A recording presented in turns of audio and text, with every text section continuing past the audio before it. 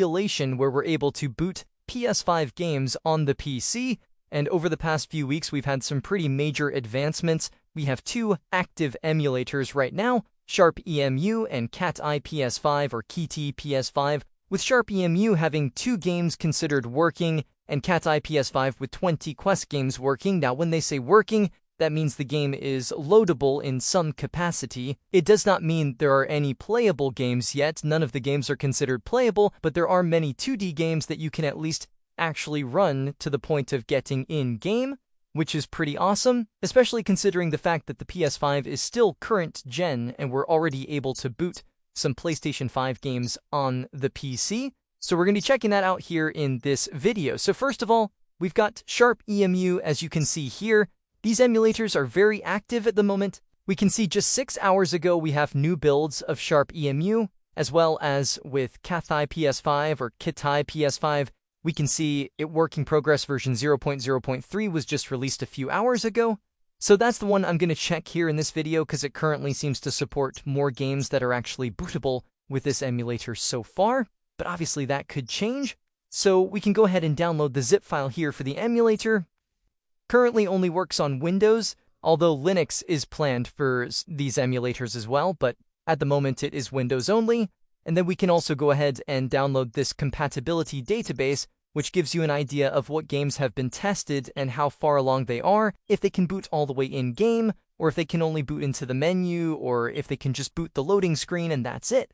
So that is the information that's provided in the compatibility database. So what we can do is if we open up the compatibility database here on my computer, we can see all of the different games. So we can see here, this one boots into the main menu. This one is unknown, so it probably doesn't load at all. And then this one is in-game, so it boots all the way in-game. And you can basically copy the title ID of the game to figure out what the game is, and then go to prosperopatches.com, paste in the ID, and it will give you the name of that game, so you know what game that refers to. So this game actually boots in-game. So with the emulator extracted here to my desktop, I'm going to go ahead and run the launcher. I'll run this as administrator just to be sure that it actually loads everything properly. So it says game folders, add at least one game folder in the global settings. So we'll click OK. And then we've got game folders here and we can open our game directory. Now I do have my PS5 game folder here with all of my PlayStation 5 game backups. Of course, if you have a jailbroken PS5, you can make your own backups of your PS5 games that you can try and load within the emulator. So for instance, on the PS5, you just run the app dumper payload on your jailbroken PS5 and then load whatever game you want to dump with a large USB drive connected to the console, and it will dump the game and decrypt the executables to that USB drive, and then you'll have a game folder with all of the extracted game files inside, including the decrypted executables like we have here. If I open this one up for Alex Kidd in Miracle World, you have all of the dumped files just inside a folder, and that's the format that you want your games on to be able to try and load them within the emulator. So I can provide this location with all of my game backups to the emulator if we click down here to open game folder, and then I'll navigate to that directory here on my computer and add it. And we've got screen resolution. I'll leave that on 720p. You can do 1080 as well. We'll leave the V-blank frequency at 60. I'll just leave all defaults for now. You can customize a few different settings. Shader validation and Vulkan validation, you can enable and disable those options, as well as changing the logging. And I'll just leave the shader optimization on performance. And we'll go ahead and hit save. And here we have our game list displayed. And the recent update now adds firmware version. This was not shown on the previous version, so it seems that would just be the minimum compatible PS5 firmware version needed for that game to run. And then also we have the status, which uses the compatibility list to check the status of each game. So we can see these ones boot in-game, and then we have ones that are unknown that are probably not going to load, and then other ones that will boot into the main menu. So the games that work right now are 2D games, 3D games. Some of them boot into the main menu, but they will not go in-game. So that is where we are at the moment with this emulator. So I have a controller plugged in to my PC. So we'll go ahead and run Alex Kidd in Miracle World here. I can just double click it and it will start loading. So the game loads up, no problem here. The audio is a little bit crackly. It does feel a little bit slow as well, but the game does load. Now, this emulator specifically is targeting NVIDIA GPUs primarily. So if you are on an AMD GPU or an Intel GPU, then you might have more significant issues running the game. Obviously, that will change as the compatibility improves. But anyway, as you can see, we're booted here into the main menu. I can create a new game, and it actually boots into the game and is somewhat playable here.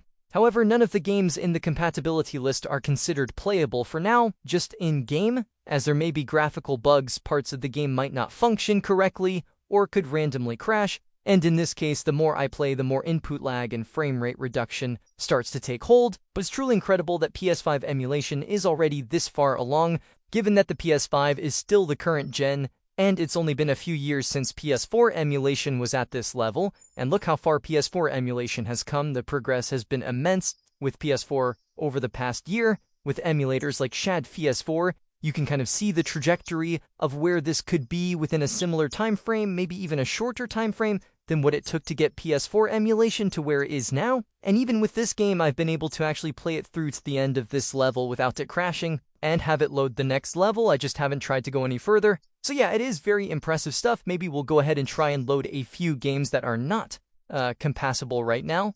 So let's try and load a different game. So supposedly we have Minecraft Legends should be able to get into the main menu. So this is a 3D game. So of course 3D games are not really supported yet, but this is actually able to get into the main menu, supposedly. Okay, apparently not for me, though. Access violation.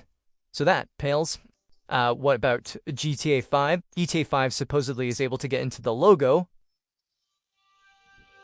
Yep, we actually get the Rockstar. We must get the Rockstar intro animation. Wasn't expecting it to go that far. Oh, and there we go, there's the crash. Unbased flat address requires runtime guest address translation. So, wow, surprising I actually managed to get that far with Grand Theft Auto 5. What if I try Resident Evil Requiem? This one is unknown. This one's probably not going to get anywhere near. Yep, that one doesn't even boot, just immediate access violation. Ratchet & Clank Rift Apart. Same thing, doesn't go any further.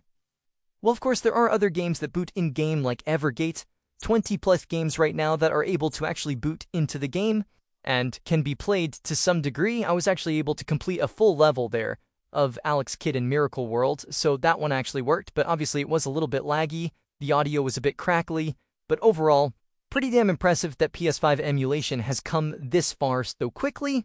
So yeah, anyway, just want to kind of show that off here in this video. So I'm wondering if a lot of these developments have come off the back of some of PlayStation's announcements recently, some of the PlayStation blunders we've been talking about, like in the past news update video, regarding all of the problems with physical games being discontinued, the PS3 and Vita stores being shut down, and, them removing content that people purchased in the form of movies, and various other blunders that PlayStation's been making recently.